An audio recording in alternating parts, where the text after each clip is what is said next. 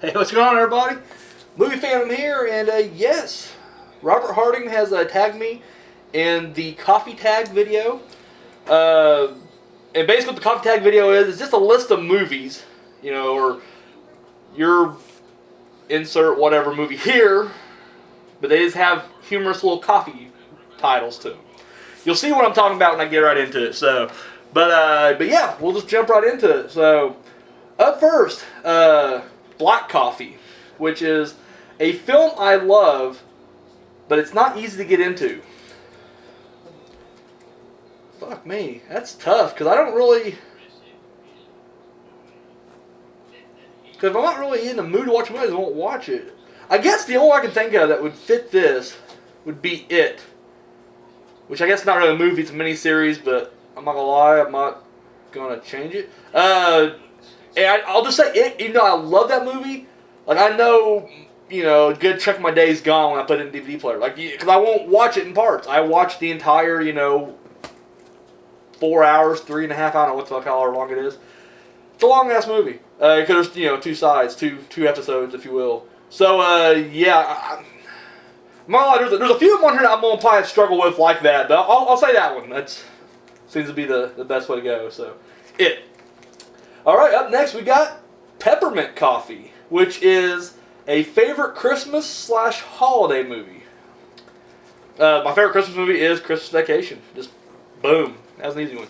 Love that movie. Just personal favorite of mine. So, even a horror movie guy likes to laugh every now and then. So, Hot Chocolate, which is my favorite children's movie.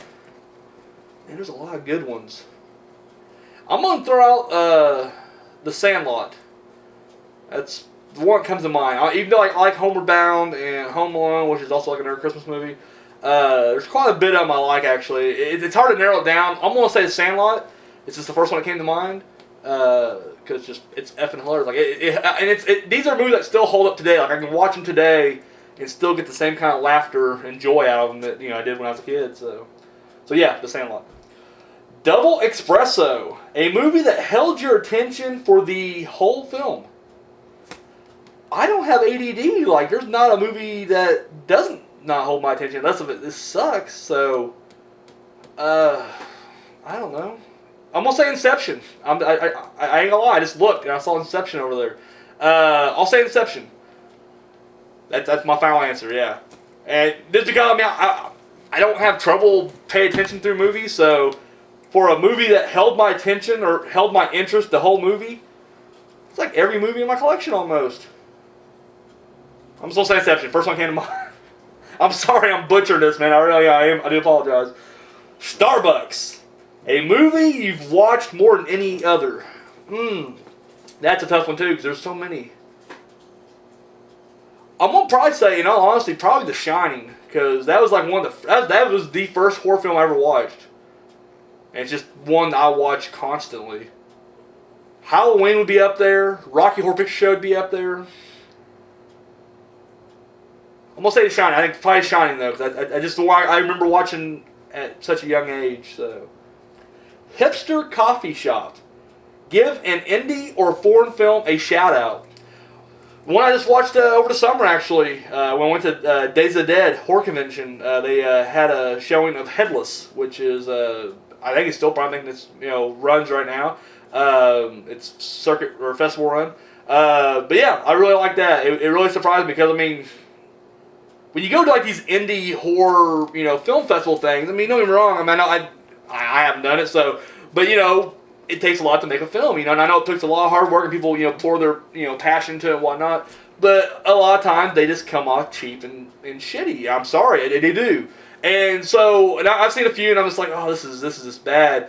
But that one just really blew my mind. I was like, holy shit, like this is awesome. Like, how are these guys still in the underground? Like these guys need to blow up and make it big right now, because I thought Headless was great, so I'm going to say Headless on that one. Oops, Got Decaf. A movie that disappointed you. Man, that's like every fucking sequel and remake ever made.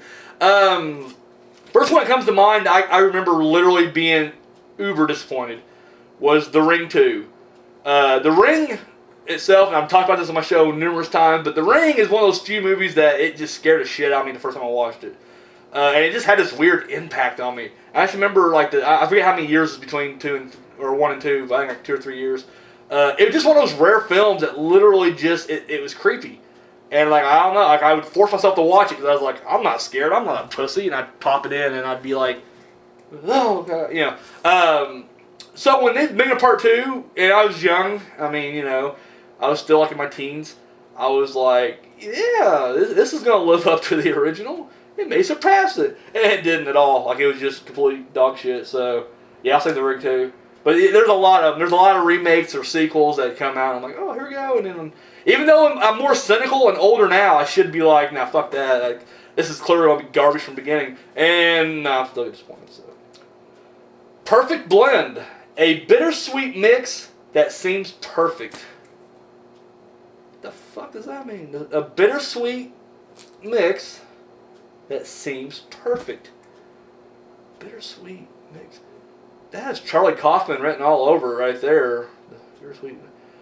I'm gonna say, and I can never pronounce it correctly. Sacreddeutsch, New York.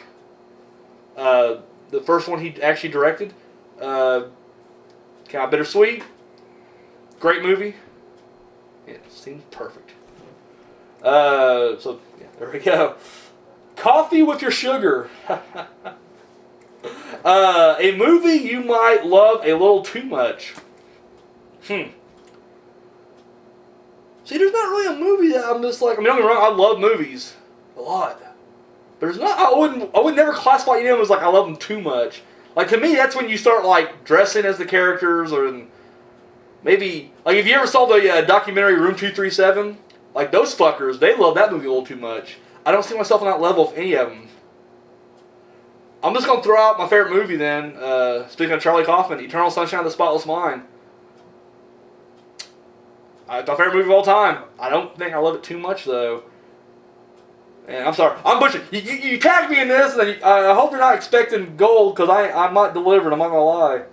And finally, Friends Don't Let Friends Have Starbucks. A movie you tell others to avoid. Twilight.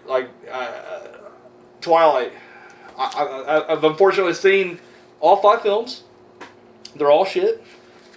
They are all fucking dog shit. Every one of them. Every one of them. To narrow that down, I still like the first one, because like as the series progressed, some of the actors got better. The direction got somewhat more passable.